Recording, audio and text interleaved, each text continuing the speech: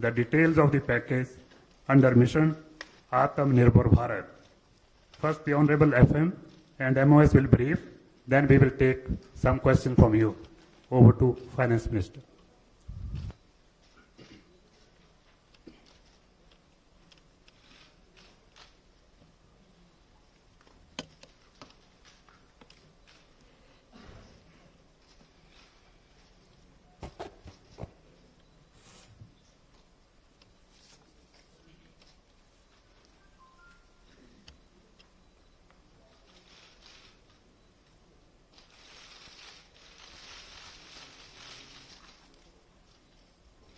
Good afternoon. Can you hear me with my mask or should I remove it? Are you okay? It's better now?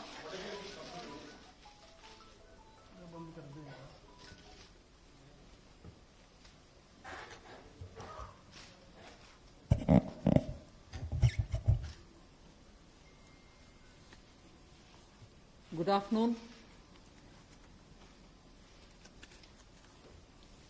I'm sure all of you will have heard the Honorable Prime Minister speak last night to the nation. He laid out a vision, a comprehensive vision. And that vision was laid out after wide and deep consultation with several sections of our society. And these discussions were held at various levels with various ministries and also gradually taken up to the level of the Prime Minister's office, and the Prime Minister himself has been spending considerable time to make sure that the inputs obtained are given due consideration and they form a part of the package that's being given to the country.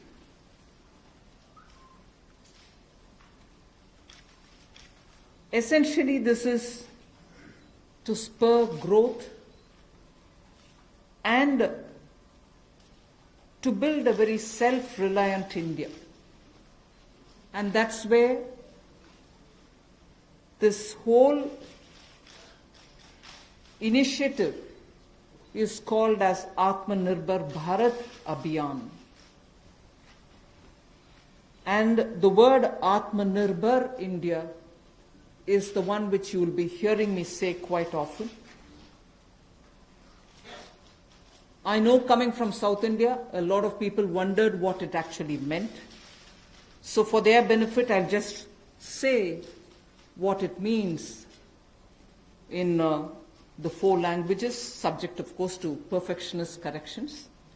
Suya Sarbu Bharadam in Tamil, Suya Adharita in Telugu, Suyam Asarittan in Malayalam, and Swayam Avalambita in Kannada. Subject to correction, it may not be the perfect translation, but something to take it closer to what it means. So Atmanirbhar Bharat is what we are talking about. And you heard the Prime Minister clearly say that this is going to be resting on 5 important pillars. 5 important pillars: the economy, infrastructure, technology-driven systems,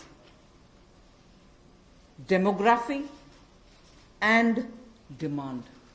So if these are the 5 pillars on which we are trying to build Atmanirbhar Bharat, the focus obviously will be what can be defined as the factors of production in today's language. Factors of production, all of us know that we've been hearing it: land, labor, capital, and enterprise. Today, we recast it, say it the same way, but then essentially referring to the very same factors of production, but in this Atmanirbhar Bharat, our focus therefore would be on those factors of production which are land, labor, liquidity, and law. So essentially it addresses issues of ease of doing businesses, ease of doing, compliance and regulations being due diligence observed, and so on. And in this, the intention is to build brands. Intention is also to take local brands, and build them to a global level. So there is a global value chain integration also as a part of this vision which the Prime Minister has put before us. Certainly when he says Atmanirbhar Bharat, it is not to look inwards and cut India to become an isolationist country. It certainly talks about a confident India which can rest on its strengths and also be able to contribute to the globe, the way in which the Prime Minister rightly pointed out. The production of PPE and masks and also ventilators to an extent has rapidly grown within these 40 days. We have the capability, we have the enterprise to build such capabilities and help the world with it. And therefore, India shall continue contributing to the globe. You've also been seeing, I'm moving away from Prime Minister's last night's speech, you've been seeing that the government being led by Prime Minister Modi, even in 2014-19 regime, was a listening, was a sensitive, and also was a responding government.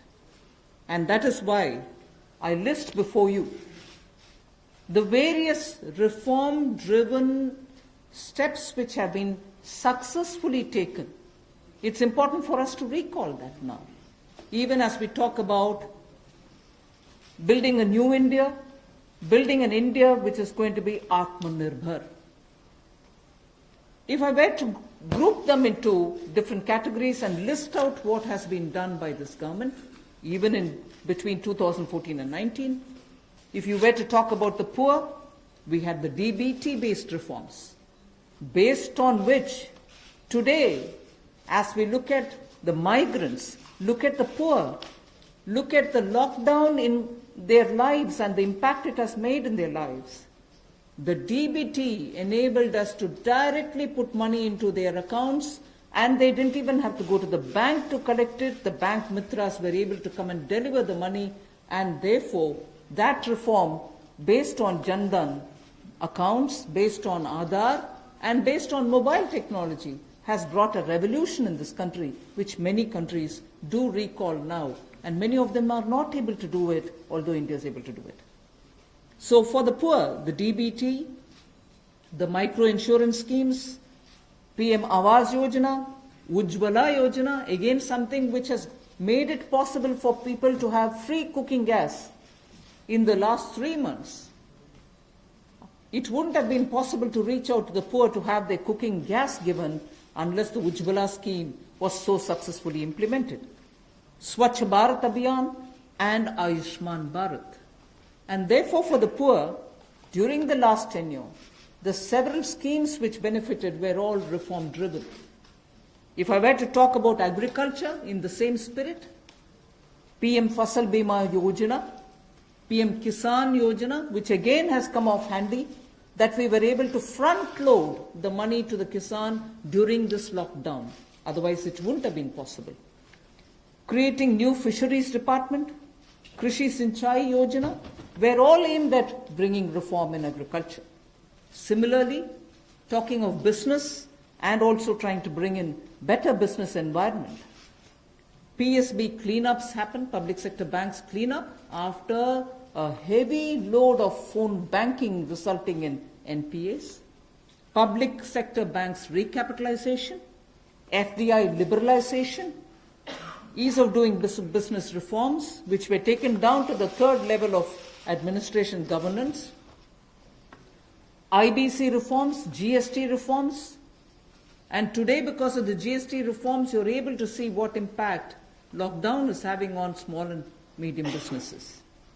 And finally, reforms in other areas, very quickly to recall.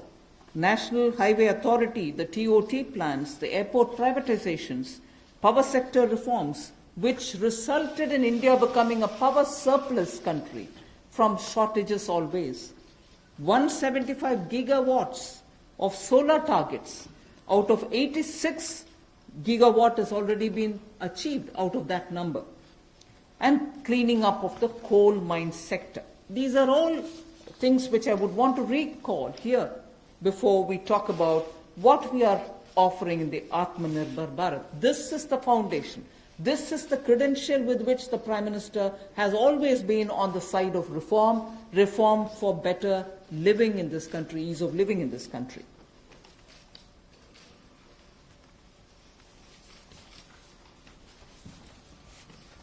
नमस्कार।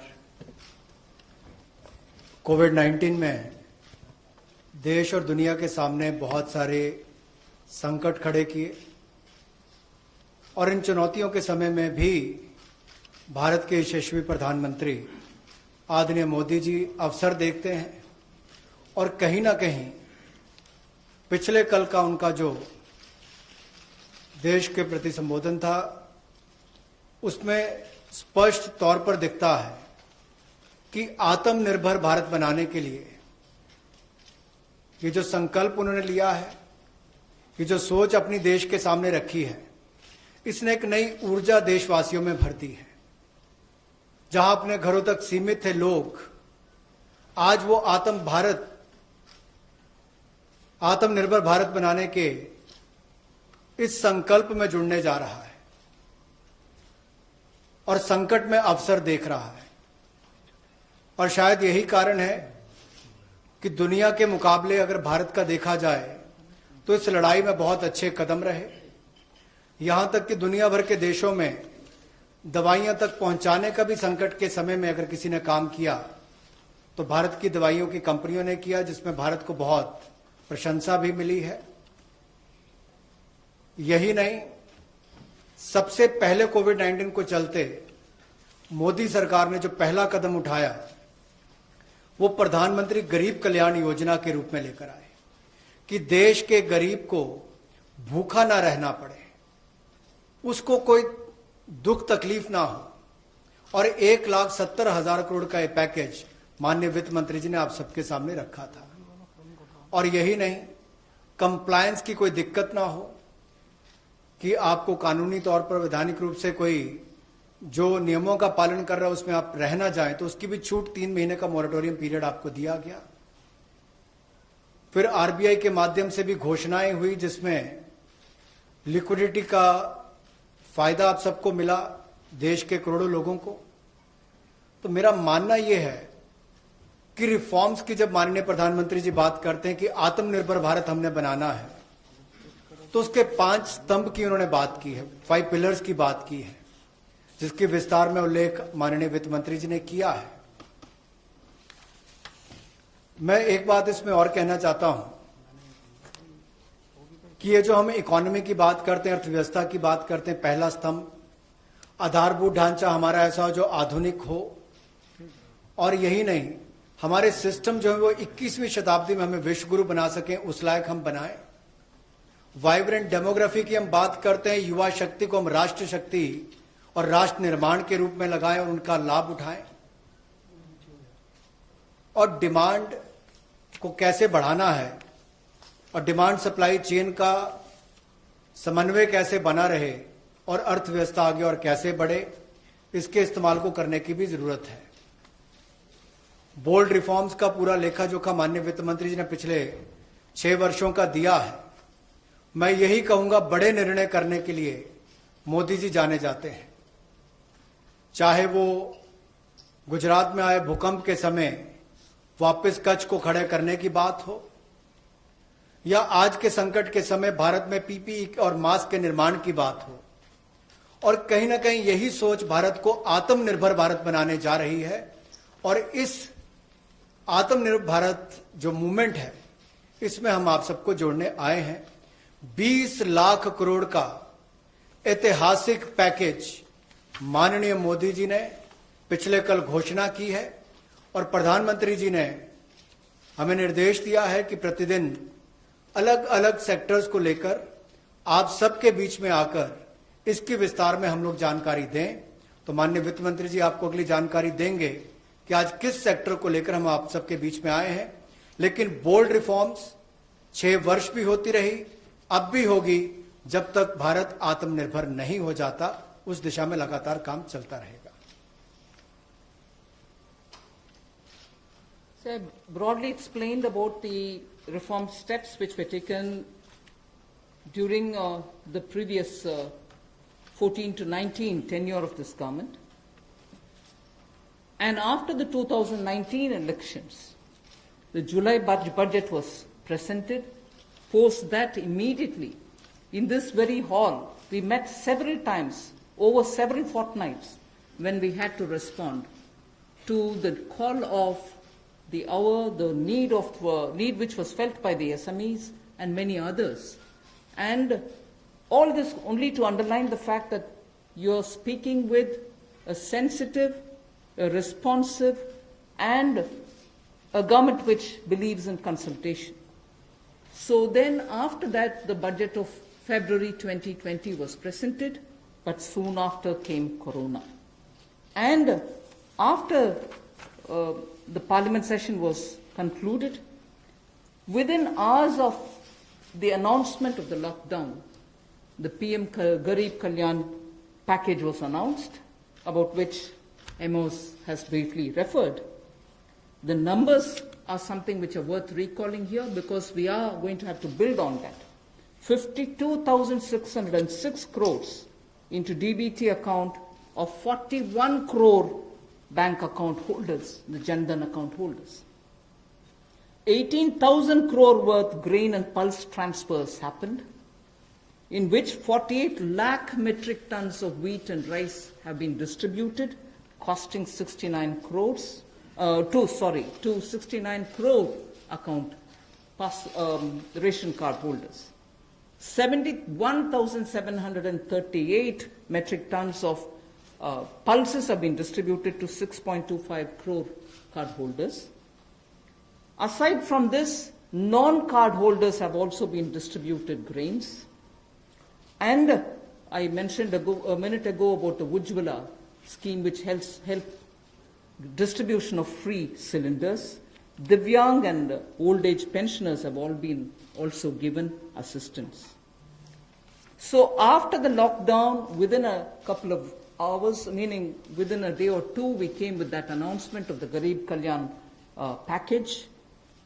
With that, there was also a compliance and also due diligence related deadline dates which were postponed so that ease of compliance could come in.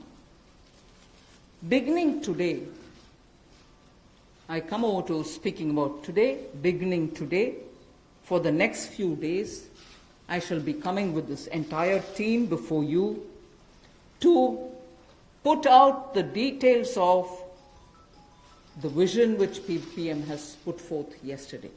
So PM's vision for a self-reliant India, we will come with the details in various tranches beginning today, and we shall not forget in each of the tranches that we are talking about that we do have a responsibility towards the poor of this country, towards the needy of the country, towards the migrant workers of this country, the Divyang and the aged. So the tranches will of course be for all our convenience, suitably bringing grouped items which have some correlation. Alongside, you also had the Reserve Bank of India coming up with a lot of liquidity infusion, about which the data which will be shared with you all will go into greater detail about the quantum that they came up with, the LTROs and the TLTROs. I'm not getting into it so that you'll get the data, but we are not going into it. We also ensured, the Revenue Secretary is here, we also ensured that 18,000 crores of refunds through a special drive were given for all the income taxpayers. Drawback were also given the payments. So the intention being liquidity should be in the hands of the people.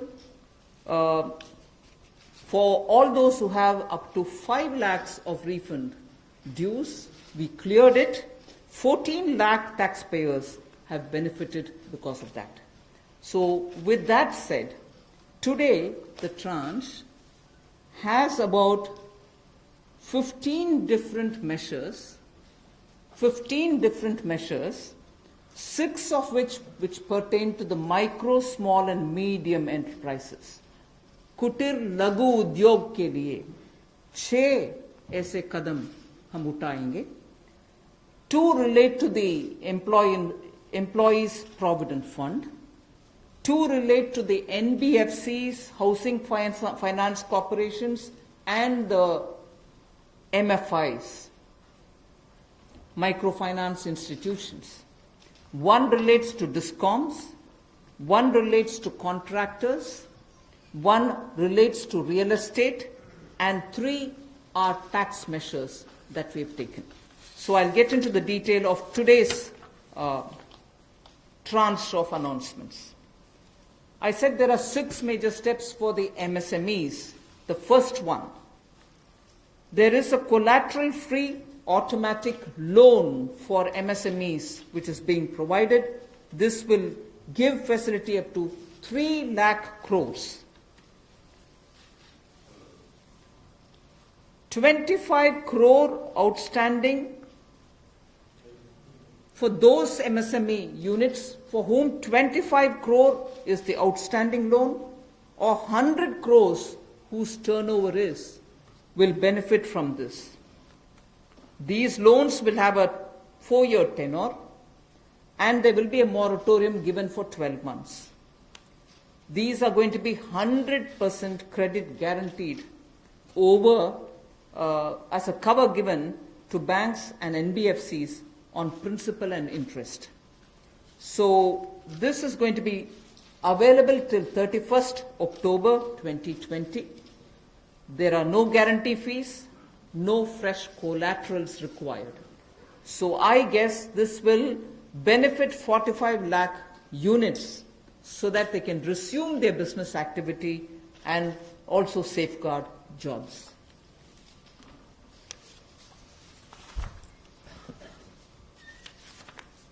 प्रधानमंत्री गरीब कल्याण योजना में जहां सबसे पहले Covid health workers के लिए 50 लाख रुपए की इंश्योरेंस पॉलिसी का प्रावधान किया गया था, वहीं पर 80 करोड़ गरीबों को 5-5 किलो गेहूं या चावल देने का प्रावधान किया गया और पूरे देश भर में पीडीएस के अलावा अतिरिक्त ये 5-5 किलो उनको दिया गया, पिछले महीने भी और इस महीने भी. इसके अलावा ये प्रति व्यक्ति 5-5 किलो था और प्रति परिवार दाल देने का भी काम किया गया 1 किलो.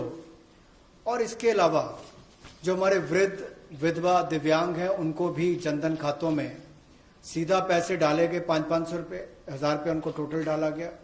इसके अलावा जो 20.5 करोड़ जनधन योजना खाता धारक थे, ऐसे 41 करोड़ खातों में भी 52,606 करोड़ रुपया अब तक ट्रांसफर कर दिया गया है.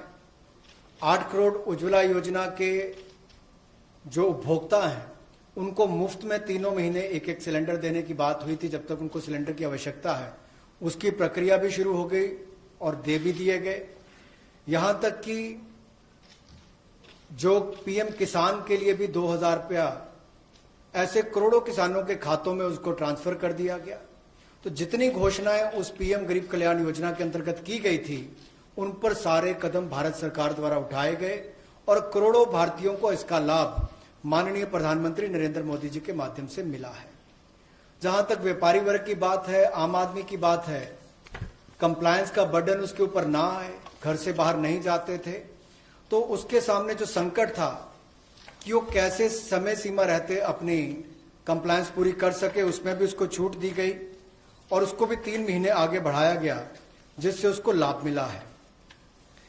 आरबीआई ने भी जो महत्वपूर्ण घोषणाएं की उससे लाखों करोड़ रुपए की लिक्विडिटी मार्केट में आई है, जिससे पूरे देश को लाभ मिला है. और इसकी जानकारी आप सबके सामने पहले भी रखी है, केवल आज एक बार फिर आपके ध्यान में लाने की जरूरत पड़ी तो उसको किया है. एक जो मीडिया के माध्यम से हमारी जानकारी हमें मिली और जो वीडियो कॉन्फ्रेंस और बाकी सब वार्तालाप बाकी लोगों से हुआ, मध्यम, सूक्ष्म, लघु उद्योग कुटीर उद्योग, घरेलू उद्योग जो है, इन सब के सामने बहुत बड़ी मुसीबत थी कि पैसों की भारी कमी थी। इन सब के लिए क्या किया जाए, ये भारतीय अर्थव्यवस्था की रीढ़ है। ये जो हमारा सूक्ष्म लघु मध्यम उद्योग है, कुटीर उद्योग है, गृह उद्योग है, इन सब का एक बहुत महत्व है। 12 करोड़ से ज्यादा लोगों को ये रोजगार देते हैं। तो ऐसे कारोबार और व्यापार करने वाले, विशेष तौर पर एमएसएमई सेक्टर जो है, इसके लिए आज एक बहुत बड़ी घोषणा है कि collateral free automatic loan 3 lakh crore रुपए का मध्यम सूक्ष्म लघु कुटीर और गृह उद्योग को मिलेगा। इसमें किसी को अपनी ओर से कोई गारंटी, कोई कोलेटरल देने की आवश्यकता नहीं है और इसका समय सीमा भी 4 वर्ष की होगी और पहले 12 महीने यानी कि पहला 1 वर्ष उनको प्रिंसिपल रीपेमेंट नहीं करना पड़ेगा, इनके मूलधन का चुकाना नहीं पड़ेगा, मूलधन को नहीं चुकाना पड़ेगा और 12 महीने की इस पे छूट रहेगी और 4 वर्ष के लिए उनको ऋण दिया जाएगा। तो 3 लाख करोड़ रुपए का ये ऋण, ये हमने बगैर किसी गारंटी, बगैर किसी कोलेटरल के भारत के मध्यम सूक्ष्म लघु उद्योग, कुटीर और गृह उद्योग के लिए मोदी सरकार ने करके दिया है। I just move to the next one, which is about a 20,000 crores subordinate debt proposition which we are bringing. If the earlier one, which was just now explained by the MOS, was for standard MSMEs who, because of lockdown, couldn't move forward because they didn't have money, they didn't have cash coming in. So for buying raw materials or paying the wages, if they had a problem, you had that emergency credit line which we spoke about just a minute ago. Now I come to talking about subordinate debt through which we want to infuse about 20,000 crores.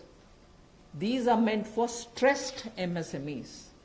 So if you're providing for the standard, you're now providing for the stressed MSMEs. Now the stressed MSMEs do have a problem of equity.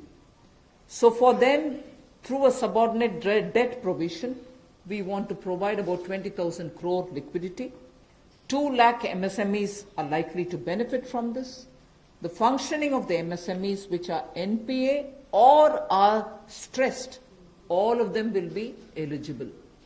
For this subordinate debt-based scheme, NPAs or stressed MSMEs will all be eligible for this. The government will be providing about a 4,000 crore as its contribution to the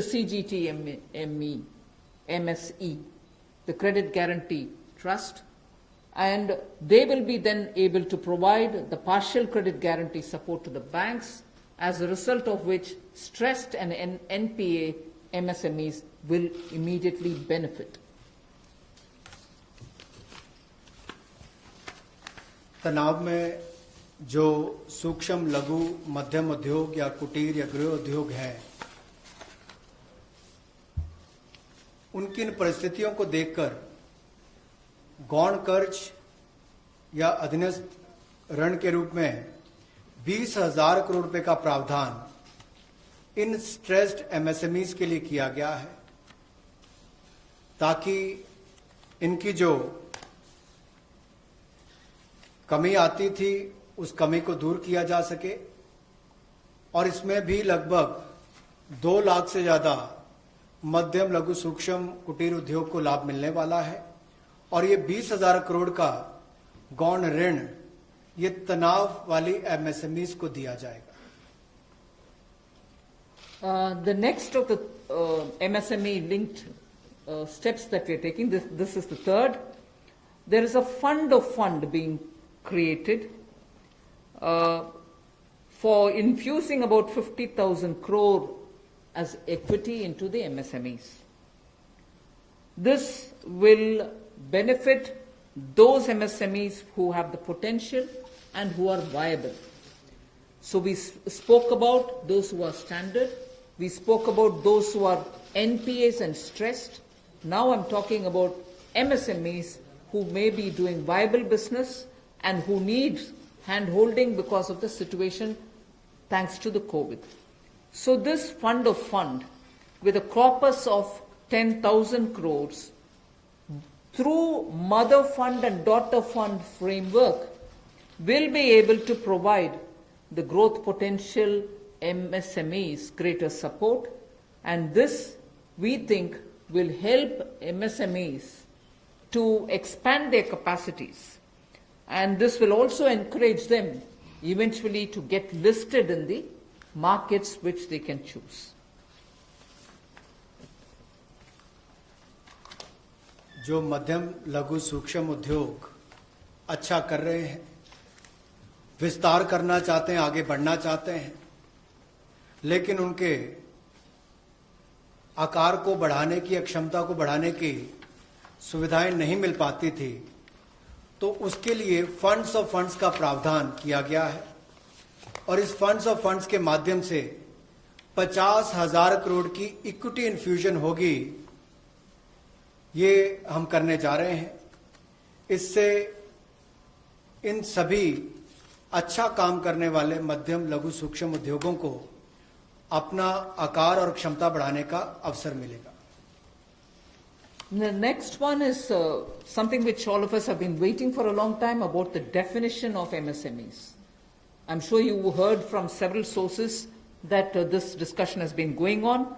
We have now come to a stage where we can happily announce that the definition being changed is being changed in favor of the MSMEs. Because there was always this fear in very successful MSMEs also, that if they outgrow the size of what is defined as an MSME, they'll lose the benefits that they get as an MSME itself. So outgrowing this definition meant outgrowing and going out of receiving benefits. Therefore, MSMEs preferred to remain within the definition rather than grow. Now what we are coming with is a change in the definition of MSME so that they need not worry about growing in size. They will still be able to get quite a lot of benefits which otherwise, as an MSME, they had got. So now how do we change it? I told you why we are changing the definition. How are the changes being brought about? What exactly is the change which is coming in? The change is that investment limit which defined an MSME is being revised upwards. So you can be a slightly more larger invested company, but you're still going to be considered only as an MSME. And then I'll come to the amounts which is shown in the chart there. But the idea is, even with an increased investment, you'll still be defined only as an MSME. You shall not get out of the benefit which is given to you as an MSME. Second is, additional criteria to define an MSME is being brought in. And that criteria is based on turnover. So that is being brought in newly now. Earlier it was only investment size. Now investment size and or additional turnover size is being brought in. And earlier the distinction which prevailed between manufacturing unit, and therefore their definition was on slightly different account. Service units, their definition was on slightly different criteria. Now that differentiation between manufacturing and service MSME are being removed. Manufacturing MSME or service-based MSME shall all be defined similarly.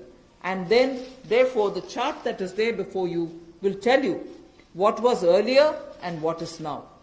What was earlier defined with an investment of 25 lakh as micro unit will now have investment allowed till 1 crore. So they'll still be called a micro unit even if the investment is up to 1 crore.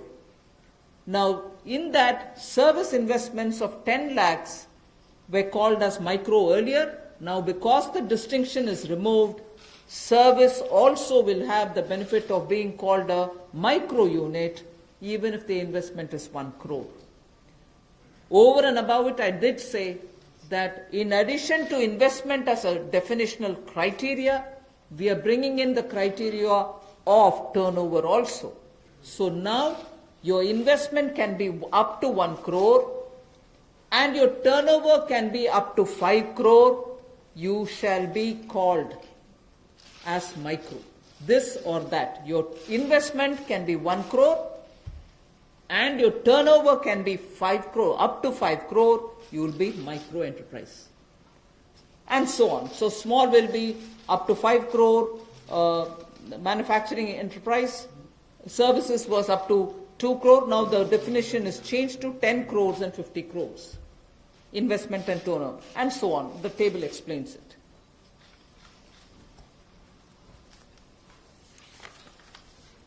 सूक्ष्म लघु मध्यम उद्योग में इसकी परिभाषा में कम दहलीज होने के कारण ये लगातार संकट रहता था कि अगर हम इससे बाहर जाएंगे तो हमें जो हमारे बेनिफिट्स मिलते हैं, लाभ मिलते हैं, उससे हाथ धोना पड़ेगा। और यही कारण था कि हमारे कुटीर सूक्ष्म लघु उद्योग कभी बड़ा बनने का सपना नहीं देखते थे, और सपना देखते भी थे तो ये जो सीमा इसके लिए रखी गई थी, कम दहलीज थी, इसके कारण ये बड़े नहीं हो पाते थे। और कहीं ना कहीं जो आज कंपटीशन है उसमें फिर ये बहुत पीछे रह जाते थे। वर्षों लंबित मांग है, वर्षों से मैं सुनता आ रहा हूं, चौथी बार एमपी बन गया, कब से शुरू हो रही, आज तक वही मांग है। मैं धन्यवादी हूं प्रधानमंत्री मोदी जी ने इस पर यह कदम उठाने के लिए कहा है। और जो पहले क्राइटेरिया था कि मैन्युफैक्चरिंग यूनिट जो है वो 25 लाख से कम इन्वेस्टमेंट की होगी तो माइक्रो में आएगा, और सर्विस एंटरप्राइज जो थी वो 10 लाख तक की अगर उसने इन्वेस्टमेंट की होगी तो माइक्रो में आएगा। अब इसमें एक बदलाव किया गया है कि निवेश की लिमिट को तो बढ़ाया ही गया है, साथ में कारोबार को भी जोड़ा गया कि आपने व्यवसाय या कारोबार कितना उस वर्ष में किया है। तो इसको इन्वेस्टमेंट को बढ़ाकर माइक्रो के लिए 25 लाख से बढ़ाकर 1 करोड़ तक की जो इन्वेस्टमेंट करेगा वो माइक्रो यूनिट कहलाएगा। और ये मैन्युफैक्चरिंग और सर्विसेज दोनों के लिए एक ही क्राइटेरिया रहेगा, तो सर्विस सेक्टर को भी माइक्रो में आने का लाभ मिला है। तो 1 करोड़ से कम निवेश करने वाले को माइक्रो इंडस्ट्री में जो 5 करोड़ तक का व्यापार कारोबार करेगा उसको माइक्रो कहा जाएगा।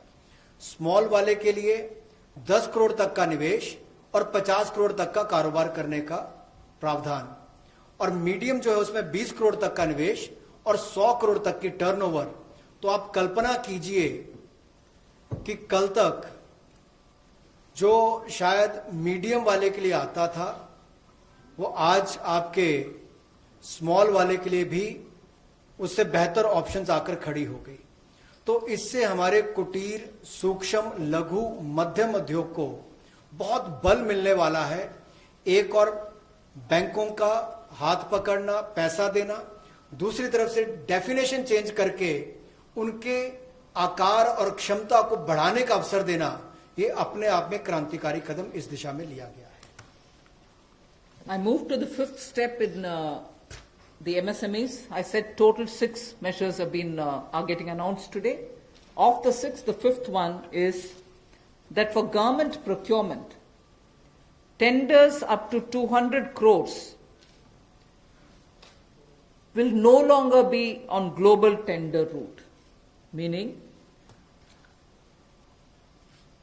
global tenders will be disallowed in government procurement for tenders up to 200 crores. Why is this being done? Majority of the MSMEs in India were unable to supply those big mother units, as you may call, large companies, who they were serving all the while. Suddenly the conditions became, based on the global tenders, unmatchable by our MSMEs. So they were disqualified from supplying to companies for whom they actually grew as ancillary units. As a result, many of our MSMEs were not anymore able to participate in supplying products to many of these large units. So by bringing this condition now, we are saying for global tenders worth 200 crores or less, particularly for government procurement, they need not be global tenders at all.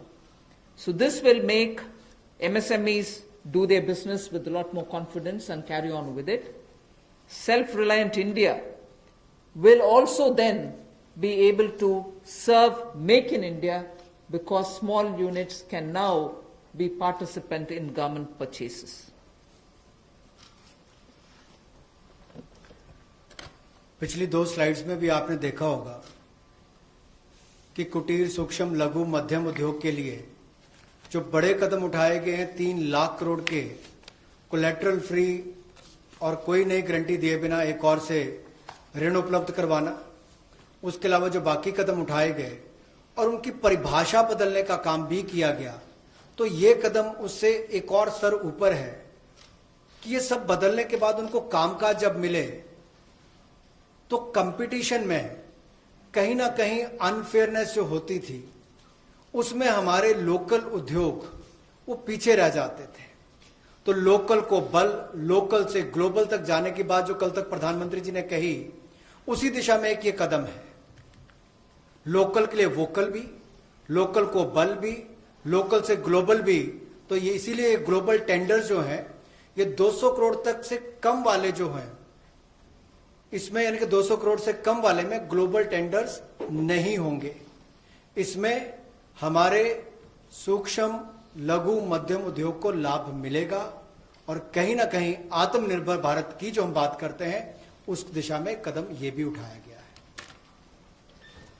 The 6th step towards MSMEs is post-COVID, trade fairs, exhibitions are going to be very difficult.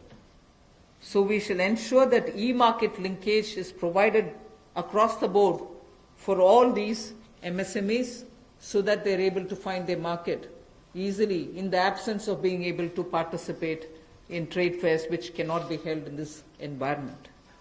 Also, very importantly, Government of India and also CPSEs, where there are receivables by MSMEs, we now announce that within the next 45 days, all their receivables will be cleared. The CPSEs and Government of India will honor every MSME receivable within the next 45 days. इसी तरह से एक बार फिर कुटीर सूक्ष्म लघु मध्यम उद्योग के लिए ये जो चुनौतियां कोविड-19 के समय शुरू हुई कि घरों तक सीमित होना पड़ा और आप कहीं जाकर सामान बेचने में दुविधा आती थी, तो ई मार्केट लिंकेज करने की बात की, क्योंकि ई कॉमर्स का आजकल जमाना भी आया है, वो भी होगा। और इसके अलावा व्यापार मेलों में कैसे वो इन्वॉल्व हो सके, उनका शामिल होना हो, प्रदर्शनियों में उनकी पार्टिसिपेशन हो सके, इसके लिए कदम उठाए जाएंगे। और जो हमारे सार्वजनिक केंद्र उपक्रम है, उसमें जो अगर उनके कोई पेंडिंग पेमेंट्स है, सरकारी है या पीएसयूज में है, उनको भी अगले 45 दिनों में बल देकर वापस उनकी पेमेंट हो, ऐसा प्रयास किया जाएगा ताकि जल्द से जल्द उनकी पेमेंट हो, ताकि उनको राहत मिल सके। I now move to talking about EPF. You were aware during the Pradhan Mantri Garib Kalyan package, some measures were extended for the EPF. In that, we had said units which have 100 workers, 90% of whom are earning less than 15,000 rupees, will be able to draw from their EPF from the funds because they needed money in their hands. We have now, and for the 3 months, the payment of EPF also was given relaxation. What I would now like to say before you is liquidity relief is being given for all EPF establishments. In this, 12% which is paid by the employer and 12% by the employee contribution. We extend the support which Government of India gave for another 3 months. We had given it for March, April, and May up to May 2020. The payments were made into their eligible accounts by Government of India for March, April, and May. Nearly 3.6 lakh establishments benefited from this. liquidity relief of 2,500 crores to 72.22 lakh employees is now being proposed to be provided by extending this contribution for the next 3 months also. June, July and August 2020, the EPF contribution will be paid by Government of India, and this shall provide 2,500 crore liquidity support. So what was given earlier for March, April and May is now being extended for another 3 months, which will be June, July and August, and therefore we shall be infusing 2,500 crore liquidity and 72.22 lakh employees will benefit from it. 1,70,000 crore के प्रधानमंत्री गरीब कल्याण package में एक सुविधा दी गई थी कि EPF जो है, प्रोविडेंट फंड जो है, वो 12% जो कर्मचारी उसका भी और जो नौकरी देने वाला उसका भी 12% भारत सरकार देगी। और ये पहले 3 महीनों के लिए हमने किया था, जिसकी भुगतान कर भी दिया गया पहले 2 महीनों के लिए, और इसको अगले 3 महीने और बढ़ा दिया जाएगा। इसका प्रावधान भी जून, जुलाई और अगस्त के लिए कर दिया गया है। 3,67,000 ऐसी संस्थाओं के 72,22,000 ऐसे कर्मचारियों को इसका लाभ मिलेगा, जब कर्मचारी का 12% हिस्सा भी और नियोक्ता जो नौकरी देने वाला है उसका 12% हिस्सा भी भारत सरकार देगी, और ये कुल मिलाकर 2500 करोड़ के लगभग का लाभ इनको मिलेगा। The next on EPF again, in order to provide more take-home salary for the employees and also to give relief to employers in the payment of PF for those which have not been covered under the earlier description, which is if you have 100 employees, 90% of whom are drawing less than 15,000, we announced a scheme earlier, which I'm extending for another 3 months. That's what was announced a minute ago. The second one in EPF now is the statutory PF contribution for those who are not covered in the earlier one is being reduced from 12% to 10%. So for the next 3 months, employers need to pay only 10% and not 12% so that they will have some more money in their hands. However, for the central public sector enterprises and for state PSUs, we will continue to pay 12%. So this reduction is not for the government. However, government employees, government employer still pays 12%. But employees in these public sector undertakings will be given the advantage of paying only 10%. So a liquidity relief of 6,750 crores for both the employee and employer will be available for the next 3 months.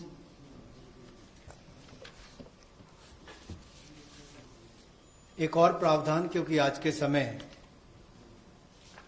पैसा कर्मचारी के हाथ में भी कैसे ज्यादा हो, इसमें भी एक बड़ी राहत देने का प्रयास इसमें किया है कि जो ईपीएफ कंट्रीब्यूशन है, जिनका ईपीएफ का योगदान है, वो ऐसे संस्थानों के लिए और कर्मचारियों के लिए 12% से कम करके 10% अगले 3 महीनों के लिए किया गया है। इससे कर्मचारी भी और संस्थान दोनों को लाभ मिलेगा। लेकिन जो सरकारी हमारी संस्थान है, सेंट्रल पीएससीज हैं, इनके लिए 12% ही रहेगा, उसमें कोई बदलाव नहीं किया गया है। तो इससे कुल मिलाकर 6,750 करोड़ रुपए का लिक्विडिटी सपोर्ट इनको मिलेगा और एक तरह से 6,750 करोड़ रुपए ज्यादा इनके हाथ में आएगा। The next one is about non-banking financial companies, housing finance corporations, and microfinance institutions. We have been hearing in spite of a lot of steps which the RBI took, in spite of all the provisions that we made between the July budget and the February budget, it was felt that the NBFCs were not able to get enough resources. And particularly some NBFCs which were not very highly rated had particular difficulties in comparison to the others.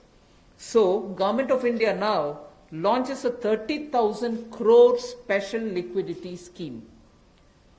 Under the scheme, investment will be made in both primary and secondary market transactions where investment grade debt papers, this is not infusing equity, this is taking and buying debt papers of NBFCs, housing finance corporations and microfinance institutions. And not high quality debt papers, they can be investment quality also. So this we expect will have an impact on those struggling NBFCs who need money to carry on with business. And these NBFCs are also those who have been funding MSMEs. So in order for these NBFCs to keep their network of MSMEs served, this infusion is absolutely necessary. And these securities with which you're going to buy these debt papers will be fully guaranteed by Government of India. They will be fully guaranteed by Government of India. We hope that this will also bring in a lot of difference for NBFCs who have access to small and micro units, and therefore we want to ease the flow of credit through these NBFCs who have only not so good debt papers in their hands.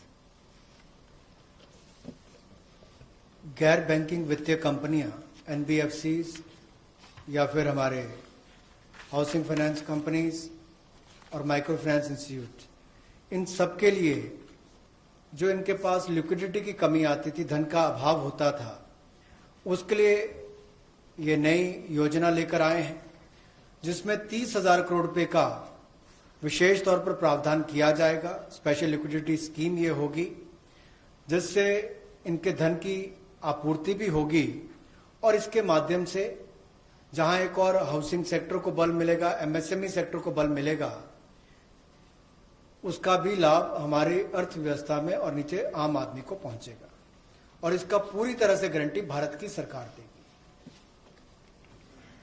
The next facility also for the NBFCs is to give 45,000 crore liquidity infusion through a partial credit guarantee scheme for the NBFCs in particular. This is an existing scheme, but we are expanding its scope. Expanding its scope only because it will now cover borrowings such as primary bond issued, the commercial papers. So all these will constitute the liability side of the balance sheet, but we are getting into that area also. But in this case, as different from the previous one, 20%, the first 20% loss alone will be borne by the guarantor, which is Government of India. The first 20% loss. So in this again, AA rated papers below and also below that will all be included. Even unrated papers will be eligible for investment. This we think will help many of the microfinance institutions, and with this, if money goes into their hands, even based on unrated papers, we guess they will have liquidity to reach out to the MSMEs who may be in the far-flung areas. जहां पहली 30,000 करोड़ की liquidity guarantee scheme लेकर आए थे,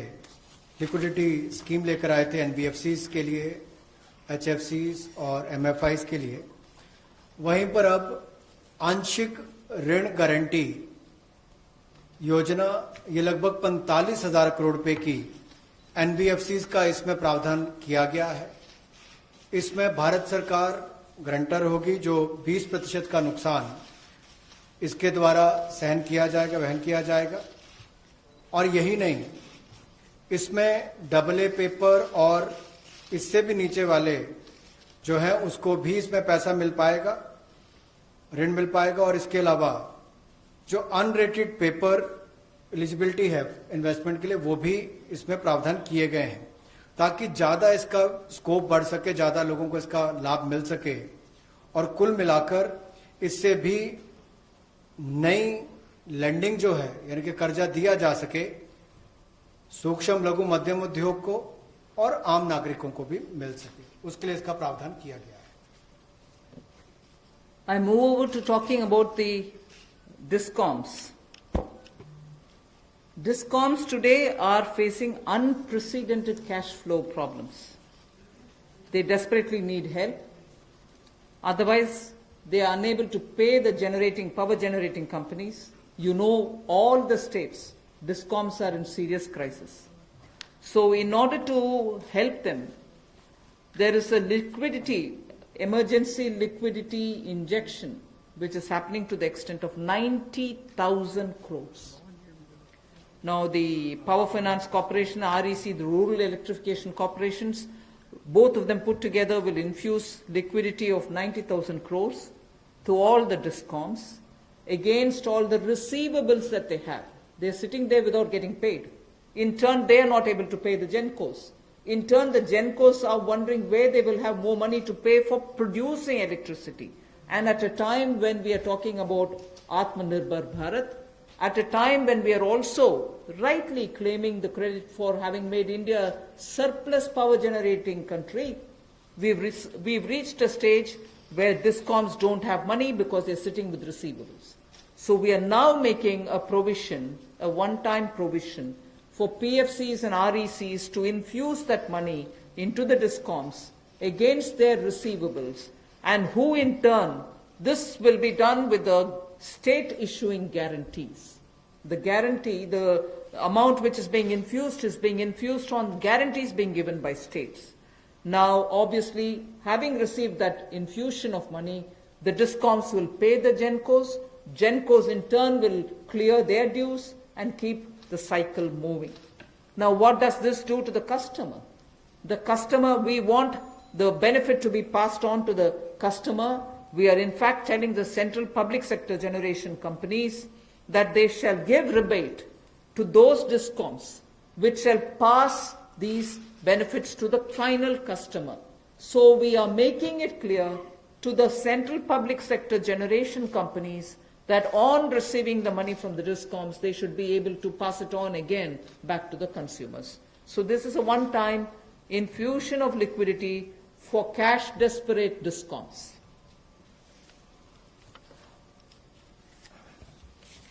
बिजली वितरण कंपनियों की आय में जो भारी कमी आई है और लेनदारी जो इनके कई राज्यों से बढ़ी है, उसके कारण भी ये अभूतपूर्व नकदी प्रवाह की स्थिति इनको देखनी पड़ रही है। इन परिस्थितियों में आम उपभोक्ता को भी नुकसान ना हो, बिजली उत्पादन करने वाले भी और बिजली वितरण करने वाले भी इस अभूतपूर्व समस्या में कहीं उलझकर ना रह जाएं, इसके लिए 90,000 करोड़ रुपए का प्रावधान डिस्कॉम्स के लिए किया गया है, बिजली वितरण कंपनियों के लिए किया गया है। और ये 90,000 करोड़ रुपया जो बिजली वितरण कंपनियों को दिया जाएगा वो पावर फाइनेंस कॉरपोरेशन और रूरल इलेक्ट्रिफिकेशन कॉरपोरेशन के माध्यम से दिया जाएगा।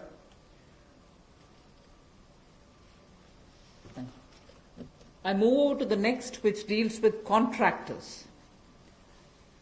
All Government of India agencies, such as the railways, road transport, highways, CPW, etc., will now give 6 months extension without any cost to the contractors, so that extension should cover construction work or goods and services contracts that they have with central government agencies.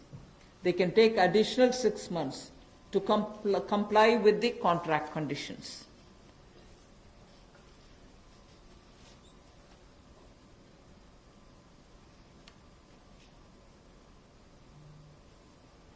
I didn't get it. Up to 6 months. So the extension is up to 6 months, is what I'm being told. Okay. Covers construction. This shall cover construction work or cover even goods and services contracts. It will also cover completion of works and intermediate milestones that they may have. This will also cover and extend concessional period which is given in PPP contracts. So even the concessional periods will get extended up to 6 months. And in order to facilitate greater liquidity which they can obtain, government agencies will partially release bank guarantees to the extent of the partially completed contracts. So if a particular contract is completed to some extent and not fully, to that some extent, the partial bank guarantee will also be released so that the cash flow will improve. जहां एक और पहले 200 करोड़ तक के tenders global नहीं होंगे, एक वो राहत दी गई। अब उसके बाद जो अभी काम हमारे कॉन्ट्रैक्टर्स कर रहे हैं देश भर में, चाहे वो रेलवेज का हो, सड़कों का हो, हाईवेज का हो, सेंट्रल पब्लिक वर्क्स का हो, अलग अलग डिपार्टमेंट्स के हों, क्योंकि कोविड के कारण ये समस्या खड़ी हुई, तब उनको 3 महीने से ज्यादा 6 महीने तक की राहत इसमें दी जा सकती है एक्सटेंशन के रूप में, ताकि उनको कोई खामियाजा ना भुगतना पड़े। और जो ऑब्लिगेशंस थी उनकी, उसके कारण दिक्कत आ सकती थी, इसलिए प्रावधान किया गया है ताकि मुकदमेबाजी या बाकी सब ना हो और मानसिक रूप से भी ठीक रहे और अच्छा काम करके समय पर पूरा कर सकें। तो 6 महीने तक की इनको राहत दी गई। और यही नहीं, जो पीपीपी कॉन्ट्रैक्ट है उसमें भी जो कंसेशन पीरियड है उसमें भी ये राहत 6 महीने तक की दी जा सकती है, पर मैक्सिमम जो है 6 महीने तक हो सकता है। केस टू केस मैटर करेगा। और जो सिक्योरिटी दी जाती थी पार्शियल, उसको रिलीज किया जा सकता है आंशिक रूप से।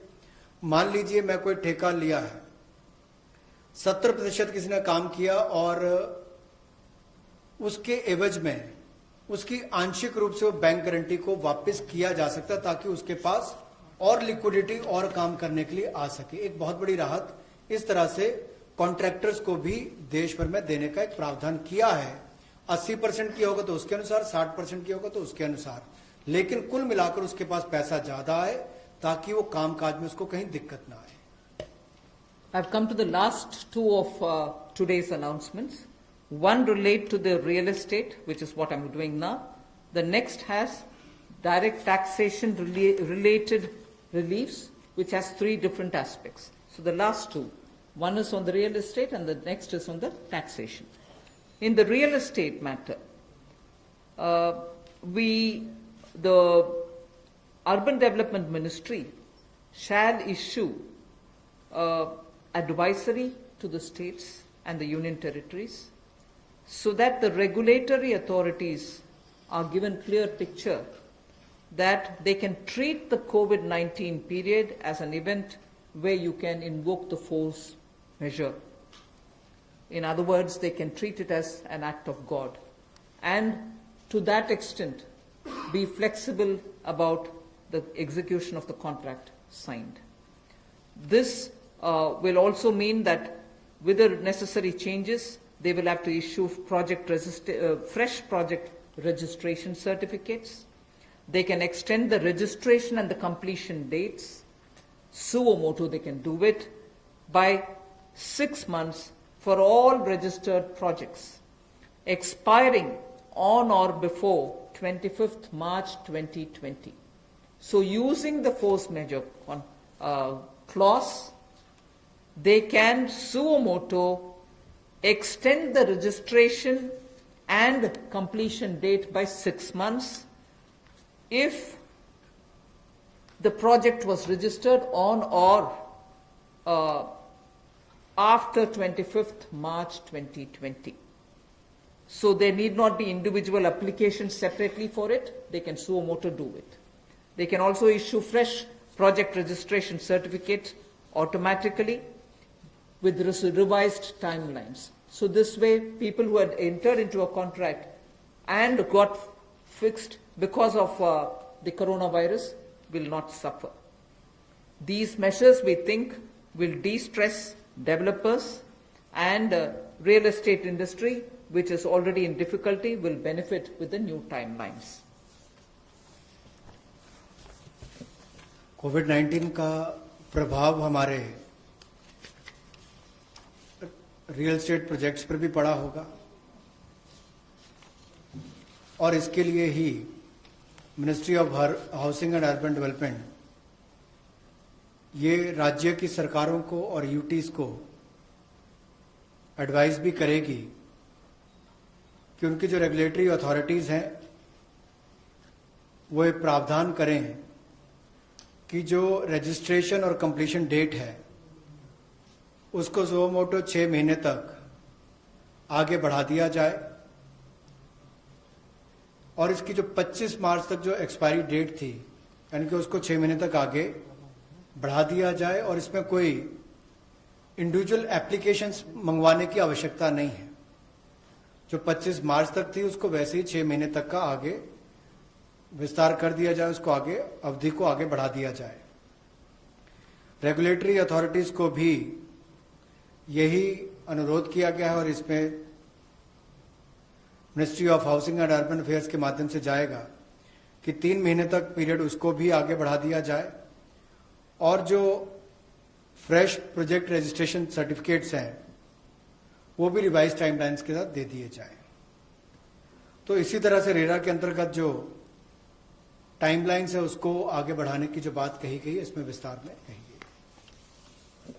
I move over to talking about the tax-related proposals, which is my last. You're fairly familiar with the TDS and the TCS tax deductions which happen. We have now from, let us say, tomorrow till 31st March 2021, reduced the TDS rates and the TCS rates by 25% of the existing rate. So if the existing rate is 100, it will be reduced by 25%.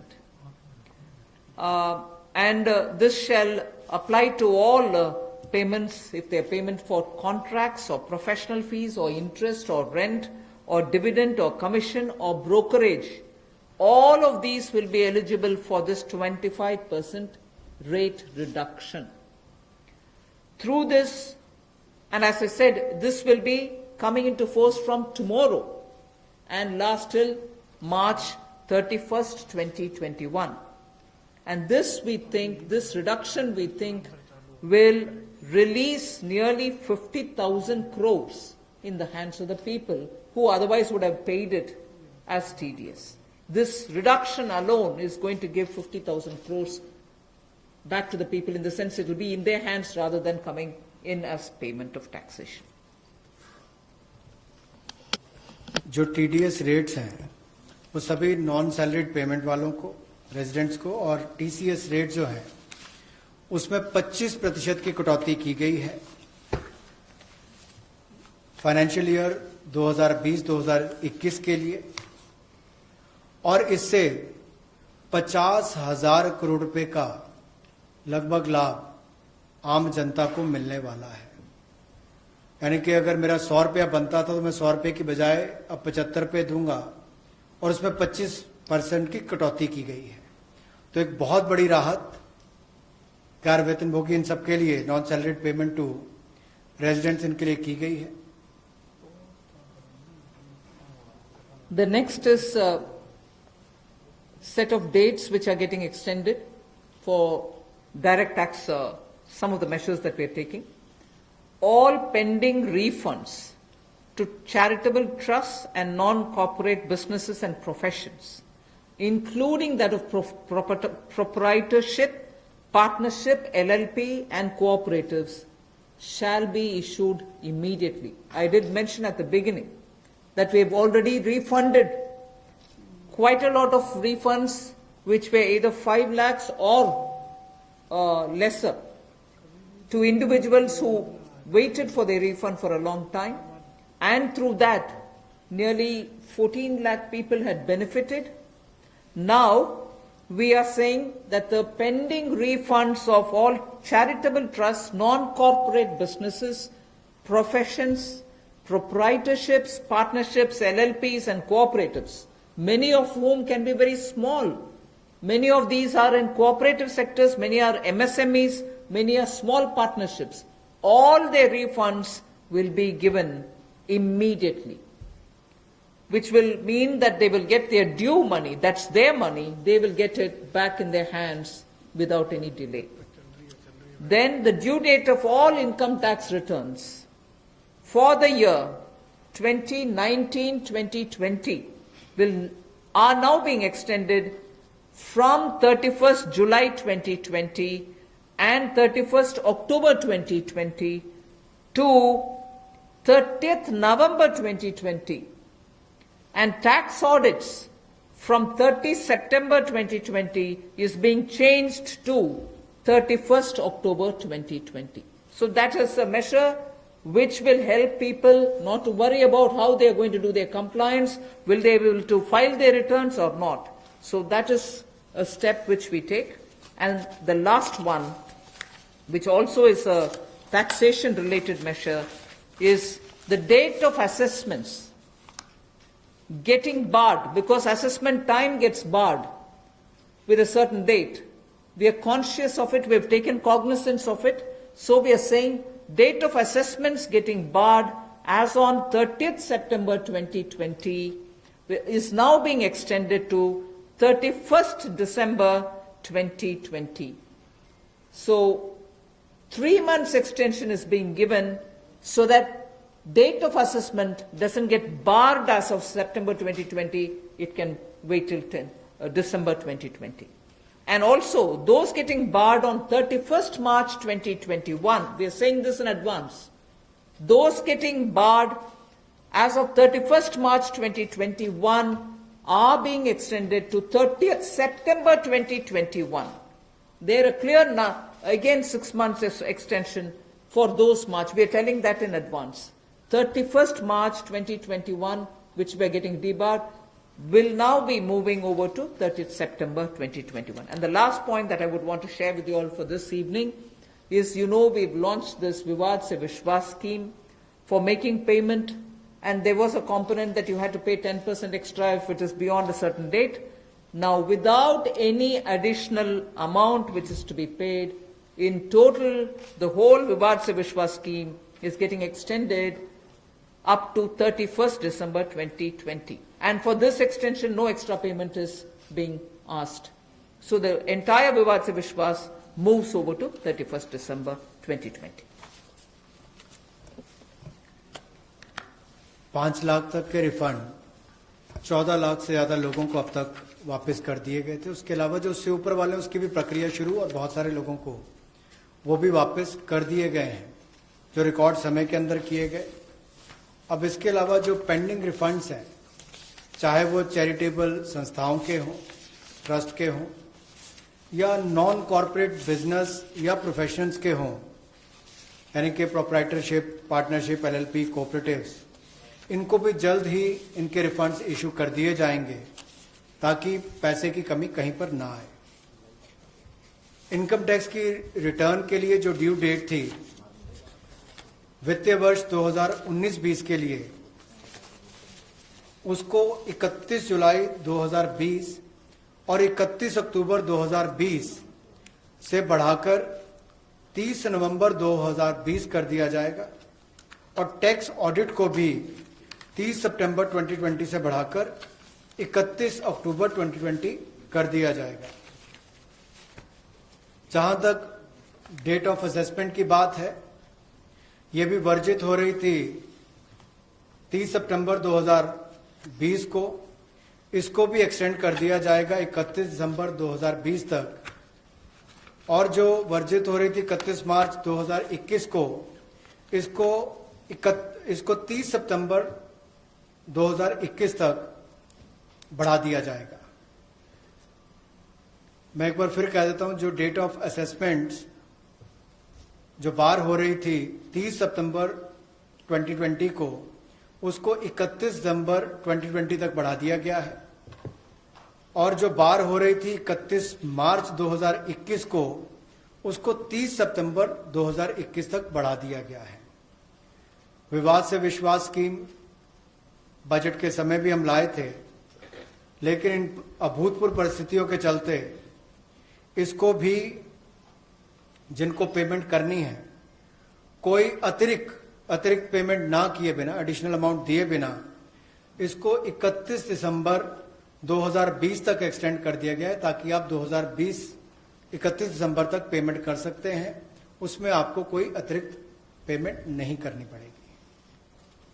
मैं धन्यवाद करना चाहूंगा finance minister का, MOS finance का, for detailed briefing to all of us on these particular subjects. Madam, with your permission, 2 questions we are going to take online and 4 questions we can take from the hall here. So first I take the question online.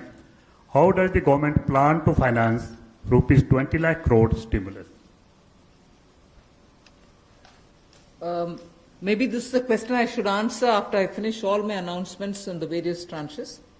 But government has also given a slightly altered schedule, the borrowing schedule. So that is one of the ways, that is, I repeat, that is one of the ways in which we are also expecting to finance. But the other details about how exactly are we going to get financing this will be probably more appropriately answered after we finish announcing all the tranches. Number 14. मेरा सवाल यही है कि borings को लेकर के पहला सवाल था, इस पे थोड़ा सा अगर आप और बताना चाहें कि इतने बड़े पैकेज के लिए सरकार फिलहाल बोरिंग को लेकर के क्या योजना है, आने वाले वक्त में किस तरीके का और प्रावधान करने की योजना है। और दूसरा ये कि जो बैंक गारंटी, जो लगातार बैंक पिछले 2-3 महीने में ये बात को लेकर के चिंतित थे कि कुछ सेक्टर्स पर लोन देने के लिए वो ज्यादा पॉजिटिव नजर नहीं आ रहे थे और बैंक गारंटी, सरकार से गारंटी को लेकर के वो लगातार अपील कर रहे थे। ऐसे में आपको लगता है कि इस बड़े पैकेज के बाद में बैंक की तरफ से लोन देने की शुरुआत हो पाएगी और लिक्विडिटी फ्लो की जो कोशिश है उसको कामयाबी मिलेगी? मैं आपके सेकंड क्वेश्चन को जवाब दे देती हूँ, बट फर्स्ट क्वेश्चन अब शायद दोबारा बोलना पड़ेगा, मैं ध्यान से शायद सुने नहीं। सेकंड क्वेश्चन के लिए मैं जवाब ये दे रही हूँ कि ये गारंटी का विषय जो आपने उठा रहे हैं कि बैंक से भी मांग था, उसके लिए तो आज गारंटी का विषय भी हमने घोषणा कर चुके हैं। सो उसके कारण हम ये मानते हैं कि बैंक्स में थोड़ा और तैयारी होगी। मगर वैसे भी पिछले एक सप्ताह से बैंक सेक्रेटरी इधर देवशीष पांडा जी हैं, लगातार कितने बैंक से क्रेडिट जा रही है, किन को जा रही है, एमएसएमई की जा रही है, रिटेल सेक्टर को जा रहे हैं, ये विषय हम फिनेंस मिनिस्ट्री के हैंडल से और पीआईबी के द्वारा भी जानकारी देते आ रहे हैं। इसमें हम स्पष्टता से ये समझें कि बैंक्स लोन देने से संकोच नहीं कर रहे हैं। सैंक्शन किए हुए लोन्स हैं जिसमें बैंक का ये कहना है कि सैंक्शन करने के बाद भी कस्टमर आकर के लॉकडाउन खत्म होने के बाद हम आकर लेंगे, प्लीज तब तक आप पैसा रिलीज ना करें। ऐसे रिक्वेस्ट कस्टमर रख रहे हैं बैंक के सामने। मैं ये नहीं कह रही हूं सभी कस्टमर्स ऐसे बोल रहे हैं, मगर ज्यादातर कस्टमर्स ये बोलने की वजह से सैंक्शनड लोन का विवरण हम दे रहे हैं हर 2 दिन के एक बार, फिर भी वो अमाउंट रिलीज क्यों नहीं होता। और ये भी प्रश्न उठते हैं कि क्यों बैंक्स रिवर्स रिपो में, रिजर्व बैंक में लगातार पैसा डाल करके आ रहे। कारण यही है कि सैंक्शन करने के बाद भी क्लाइंट्स उनके अपने चॉइस पर कह रहे हैं कि लॉकडाउन निकालने के बाद, हटने के बाद हम पैसा रिलीज करवाएंगे आपसे। सो ये भी है विषय, हम इसका पूरे हर पहलू अंडरस्टैंड करने का आवश्यकता है। Your first question, that's alright, That's covered. Number 12. I'm Sapna here. Very good afternoon. Ma'am, 2 questions. A lot of queries are coming from various quarters that after the announcement of the additional borrowing by the government last Friday of 4.2 lakh crore approx, how much is of that's going to be taken care in terms of meeting the revenue gap, ma'am? And the stimulus which you've just mentioned. And ma'am, in today's announcements, would you be able to give us any indication as to what would be the cash outgo by the government?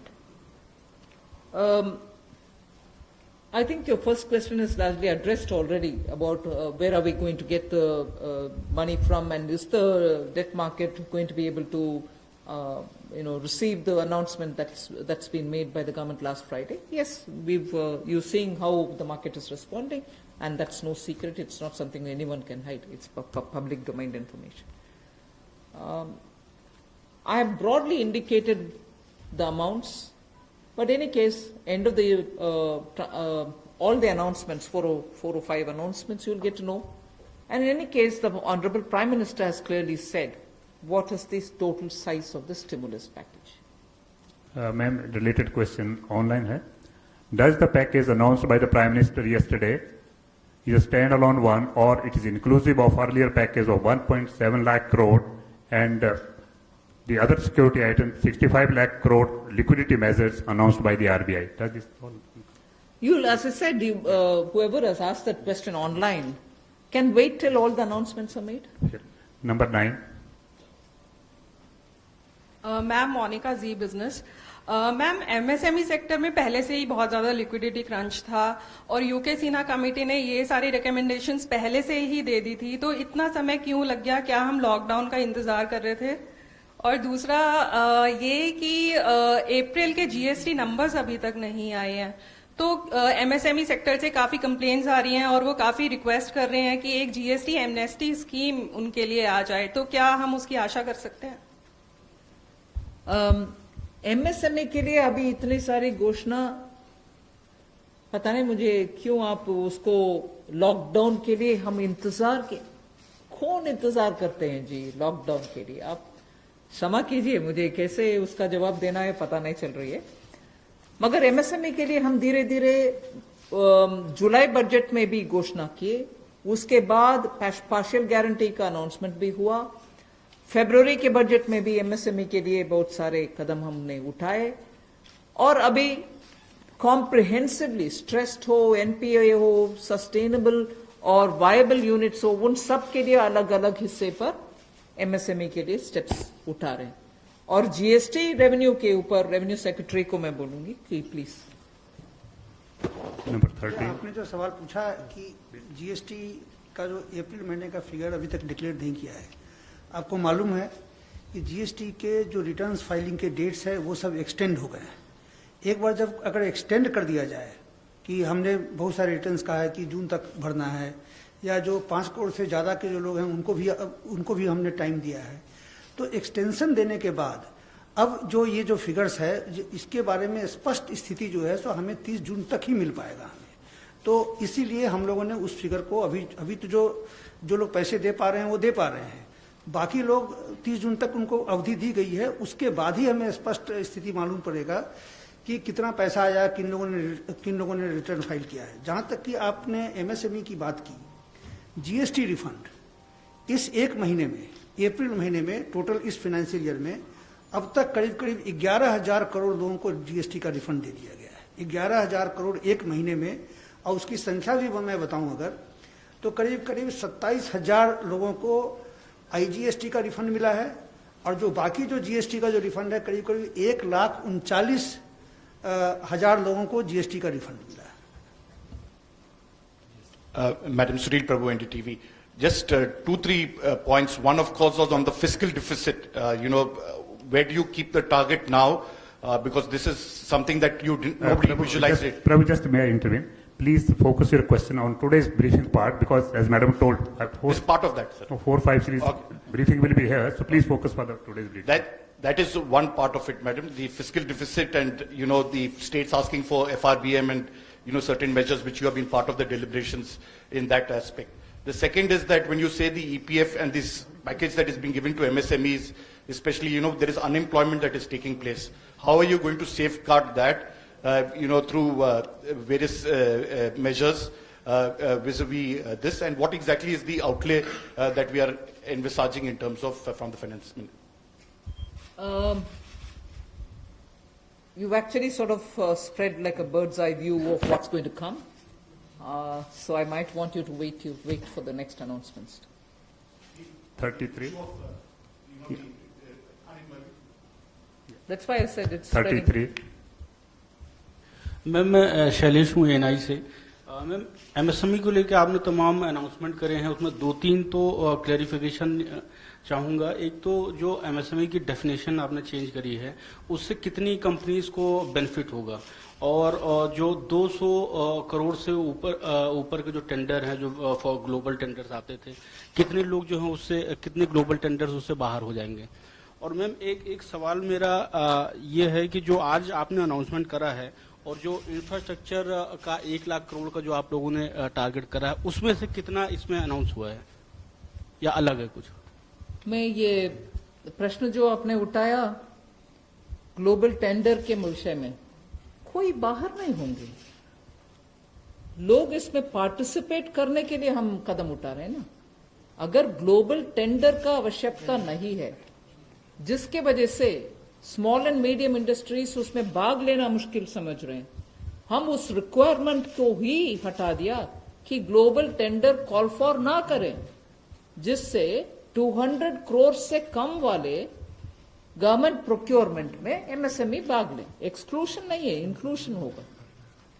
Last question 104. वो आंकड़ा मैं बाद में दूंगी। अभी the intention of that definitional change is to have more companies remain as micro, small and medium enterprises. Growing की वजह से वो इस definition से बाहर ना हो जाएं, इसके लिए कितने यूनिट बेनिफिट होंगे, if anybody of the secretaries have that information they can give, नहीं तो हम आपको कैलकुलेट करके देंगे कितने यूनिट इससे दोबारा एमएसएमई के डेफिनेशन के अंदर आएंगे।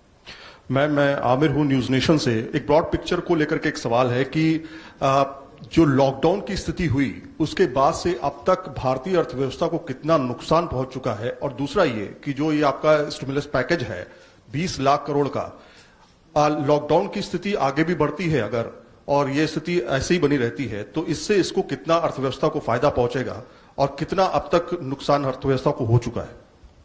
आप दोनों प्रश्न इतना स्पेकुलेटिव प्रश्न पूछ रहे हैं, मेरे से जवाब देना मैं आसान नहीं समझ रही हूं। अगर lockdown continue, how can I answer?